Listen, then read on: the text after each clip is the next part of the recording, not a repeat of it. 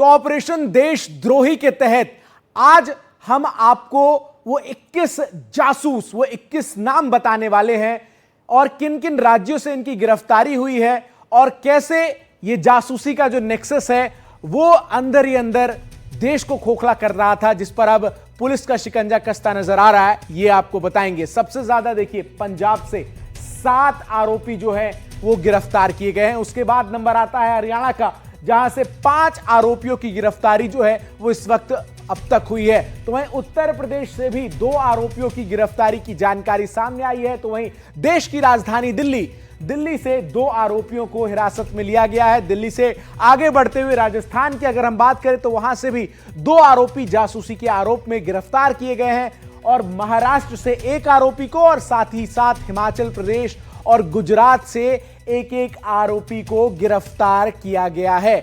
आइए अब जरा आपको दिखाते हैं कि इन जासूसों के नाम क्या क्या हैं और कहां से इन्हें गिरफ्तार किया गया है। सबसे पहले शुरुआत होती है ज्योति मल्होत्रा से। एक यूट्यूबर है, ट्रैवल व्लॉगर अपने आप को कहती थी और हिसार हरियाणा की रहने वाली है और सबसे पहली गिरफ्तारी ज्योति मल्होत्रा की हुई। इसके बाद नाम सामने आया देवेंद्र सिंह ढिल्लों का। कैथल हरियाणा से देवेंद्र सिंह ढिल्लों को गिरफ्तार किया गया। अगला नाम इस लिस्ट में पुलिस की जांच पड़ताल से सामने आया गजाला खातून का, जो कि मलरकोटला पंजाब से जो है वो हिरासत में ली गई। अगला नाम इसके बाद सामने आता है यामीन मोहम्मद का, ये भी पंजाब से ही जो है वो हिरासत में ली गई। इसके अलावा मुर्तजा अली को जालंधर पंजाब से हिरासत में लिया गया। मोहम्मद अरमान को नूह हरियाणा से हिरासत में लिया गया। अरमान के बाद अगला शिकंजा जो है वो कसता हुआ नजर आया मोहम्मद तारीफ पर, जिसे नूह से गिरफ्तार किया गया। तारीफ की गिरफ्तारी ने नोमान इलाही का पता दिया, जो कि पानीपत का रहने वाला था और उसे हिरासत में लिया गया। इसके अलावा उत्तर प्रदेश से मोहम्मद शहजाद को गिरफ्तार किया गया, जो कि मुरादाबाद का रहने वाला था। सुखप्रीत सिंह को पंजाब के गुरदासपुर से हिरासत में लिया गया। वहीं करणबीर सिंह को भी हिरासत में लिया गया है, जो कि गुरदासपुर का ही रहने वाला है। वहीं जैसलमेर राजस्थान में शकूर खान नाम के व्यक्ति को हिरासत में लिया गया। साथ ही राजस्थान के भरतपुर से कासिम को हिरासत में लिया गया। इसके अलावा दिल्ली से मोतीराम जाट को हिरासत में लिया गया। मोहम्मद हारून को सीलमपुर से हिरासत में लिया गया। रवि वर्मा को ठाणे महाराष्ट्र से, अभिषेक दोहरा को इसके बाद हिरासत में लिया जाता है हिमाचल प्रदेश से और साथ ही साथ पलक शोर मसीह को अमृतसर पंजाब से हिरासत में लिया जाता है। मोहम्मद तुफौल को उत्तर प्रदेश के वाराणसी से हिरासत में लिया जाता है। उत्तर प्रदेश के वाराणसी से मोहम्मद तुफौल को और आखिरी नाम सिद्धेव सिंह का, जो कि गुजरात से हिरासत में लिया जाता है। वहीं पाकिस्तान को भारत की खुफिया जानकारी देने वाले संदिग्ध व्यक्ति को राजस्थान से पकड़ा गया है। जासूसी का आरोपी इससे पहले तक कई बार पाकिस्तान भी जा चुका है, लेकिन क्या है उसका पाकिस्तानी कनेक्शन और क्या है उसका पॉलिटिकल कनेक्शन, इस रिपोर्ट के जरिए आपको जरूर समझना चाहिए।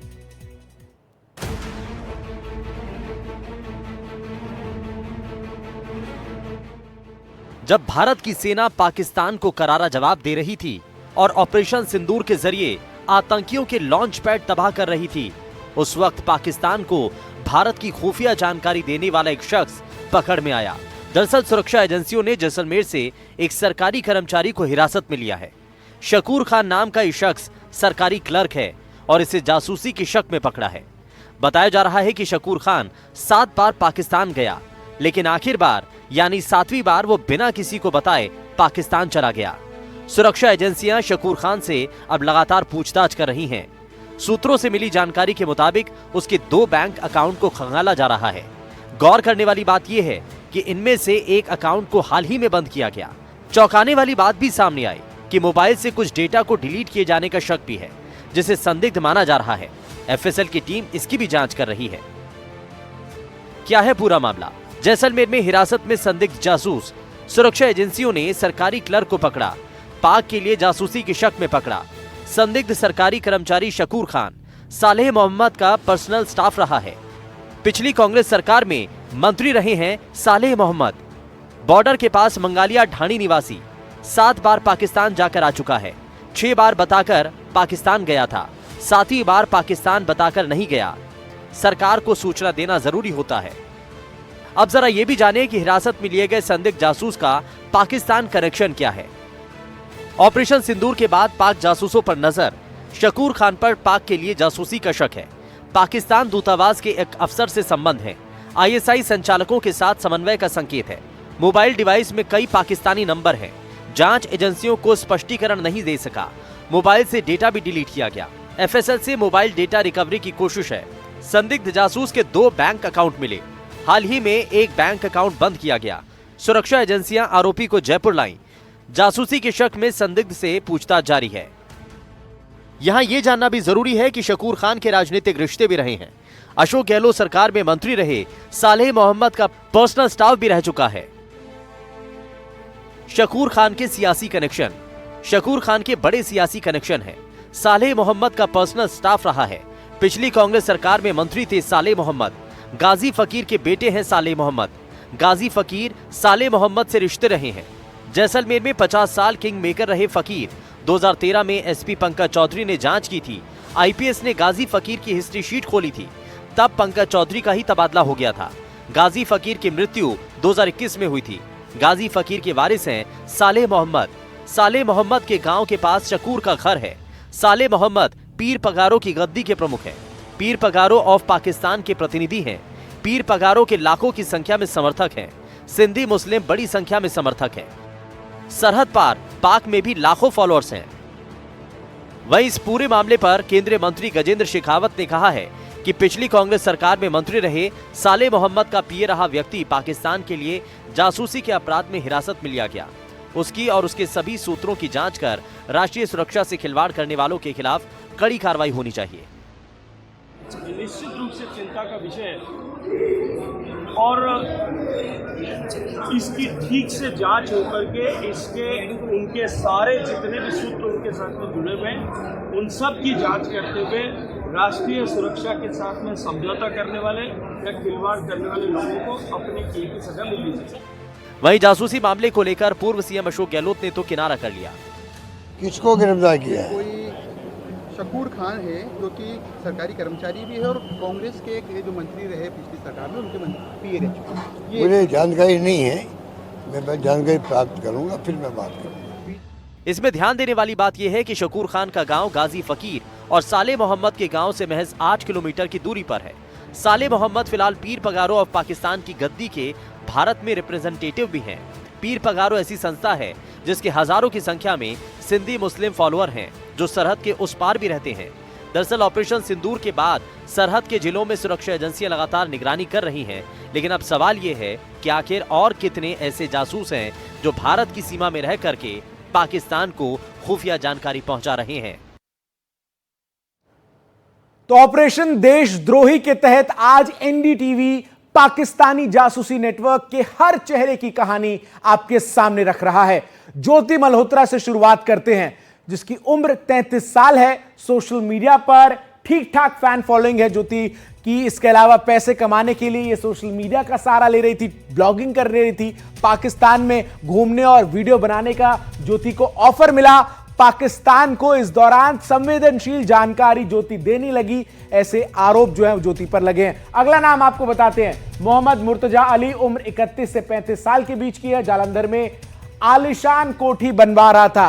पैसे कहां से आए कोठी बनवाने के? बैंक खाते में 40 लाख का संदिग्ध ट्रांजैक्शन मिला है।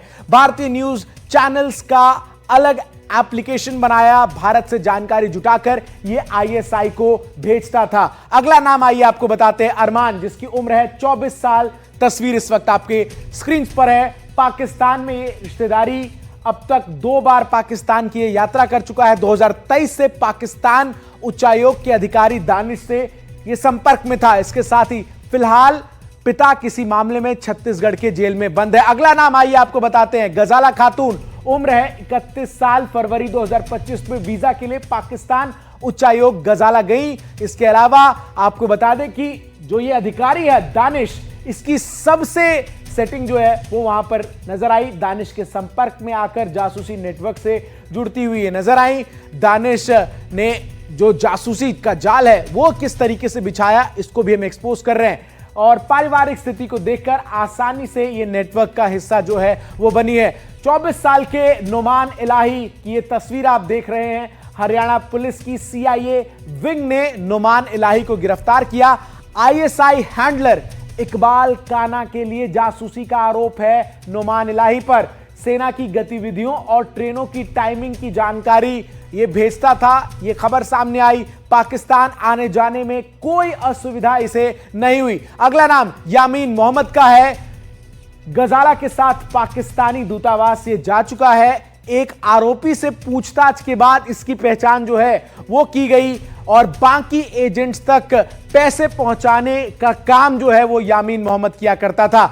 इसके अलावा अब जो अगला नाम है आपके सामने वो कौन सा है, आइए आपको बताते हैं। ये नाम है और ये तस्वीर है तारीफ की। नूह के राजका गांव से इसकी गिरफ्तारी हुई। ये दूसरी गिरफ्तारी थी इस गांव से। अरमान पर जासूसी के आरोपों के साथ पाकिस्तानी कनेक्शन का भी नाम जो है वो सामने आया है। देवेंद्र सिंह ढिल्लो की ये तस्वीर है। ISI एजेंट्स को जानकारी भेजने का देवेंद्र सिंह ढिल्लो पर आरोप है। इसके साथ ही साथ ये भी सामने आई है जानकारी कि पाकिस्तानी लड़की ने हनी ट्रैप में ढिल्लो को फंसाया और पाकिस्तान में 7 दिन ट्रेनिंग लेने का भी आरोप है इस पर। इसके अलावा हनी ट्रैप के बाद पैसे के लालच में आकर ये फंसा है। पाकिस्तानी जासूसी नेटवर्क के हर चेहरे की कहानी जब हम आपके सामने रख रहे हैं तो इसमें अगला नाम है मोहम्मद तुफौल का। पाकिस्तान के कई व्हाट्सएप ग्रुप में यह शामिल था। 600 से अधिक पाकिस्तानी नंबर्स के संपर्क में तुफौल था। कई महत्वपूर्ण स्थानों की तस्वीरें पाकिस्तान ये भेजता था। मैसेज में बाबरी मस्जिद का बदला लेने की भी बात जो है वो अब सामने आ चुकी है। इसके अलावा एक और नाम जो आपके सामने अब मैं रख रहा हूं वो है सिद्धदेव सिंह गोहिल का, जिसे गुजरात बॉर्डर से ATS ने गिरफ्तार किया। पाकिस्तान की महिला एजेंट के ये संपर्क में था।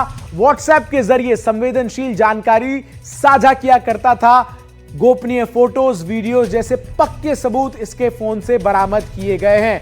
फिर एक और नाम जब सामने आया गिरफ्तारी के बाद, वो नाम था रवि वर्मा का, जो कि पाकिस्तान में गोपनीय तरीके से जानकारी भेज रहा था।